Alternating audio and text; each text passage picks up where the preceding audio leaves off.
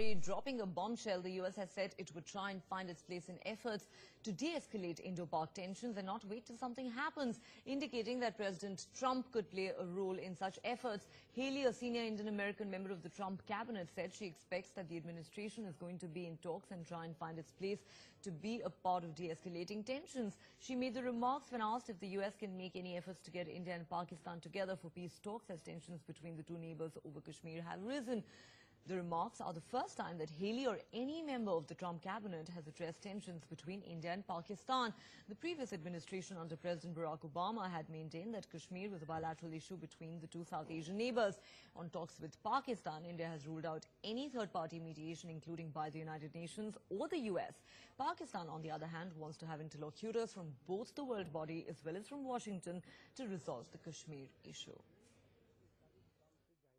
I think it's absolutely right, and this administration is concerned about the relationship between India and Pakistan and very much wants to see how we de-escalate any sort of conflict going forward. So I would expect that the administration is going to be in talks and try and find its place to be a part of that. We don't think we should wait until something happens. We very much think that we should be proactive in the way that we're seeing tensions rise and conflicts start to bubble up, and so we want to see if we can be a part of that. So I think that that will be something that you will see members of the National Security Council participate in, but I also wouldn't be surprised if the President participates in that as well. Because this would be the first time that a third party would be intervening on issues concerning India and Pakistan. And our foreign policy has very categorically been followed very strictly over the years, in which there has been no third-party involvement. China has got influence over Pakistan. It has got the CPEC. It has got economic interest in Pakistan. And the corollary to it is that our Prime Minister has made a statement that CPEC is going through part of India. POK is part of India. Therefore, President Trump says many things, but we'll have to see where he can succeed on this very difficult issue, especially after the surgical strikes.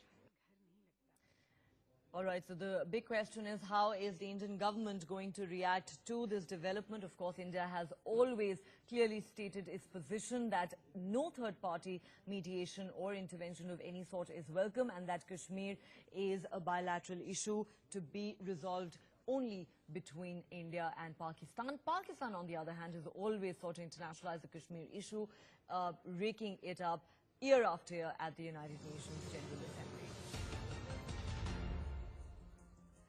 All right, in some other news coming in, the US has now said that country is using a veto to scuttle sanctioning of terrorists will not preclude it from taking action.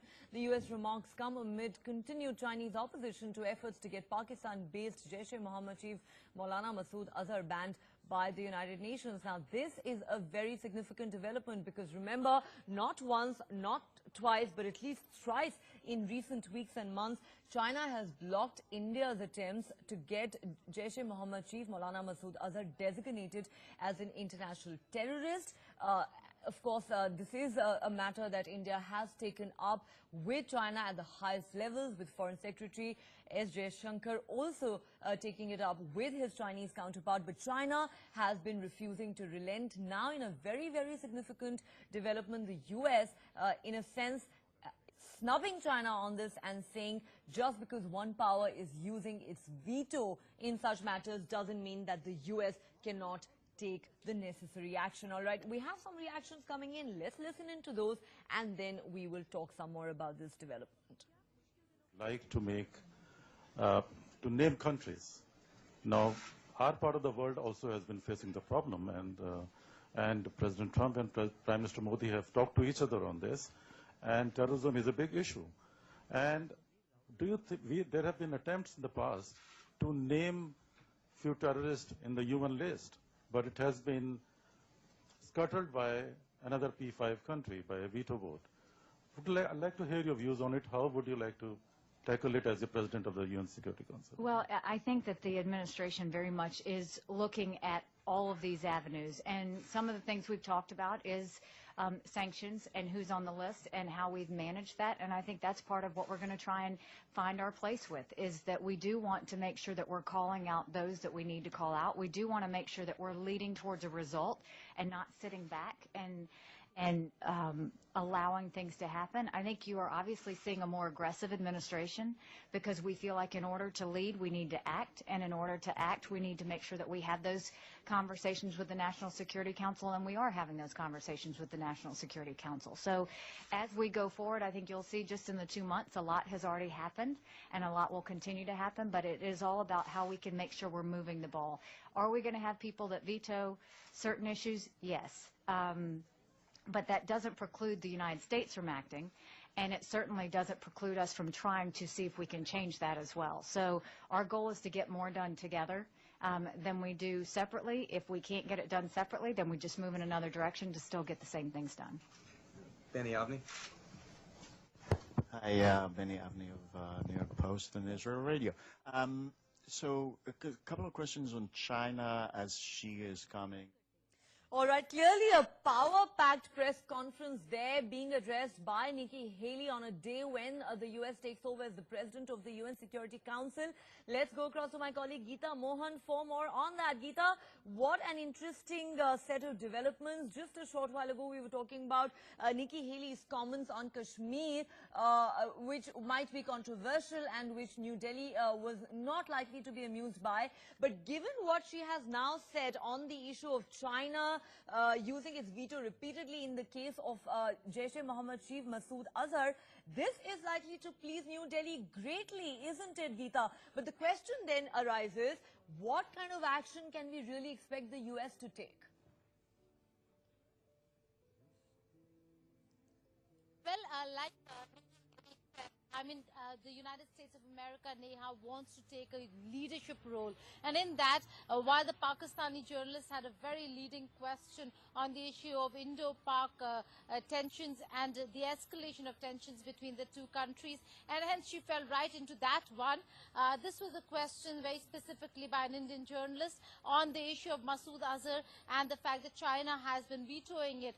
The idea that the United States of America, Neha, wants to be proactive rather than one that is looking at procedures is because in United States of America in the past also has ensured that any terrorist that works against U.S. interests is taken down. Osama bin Laden is an example where they entered a foreign territory and took out a man who was responsible for bringing down those twin towers in New York.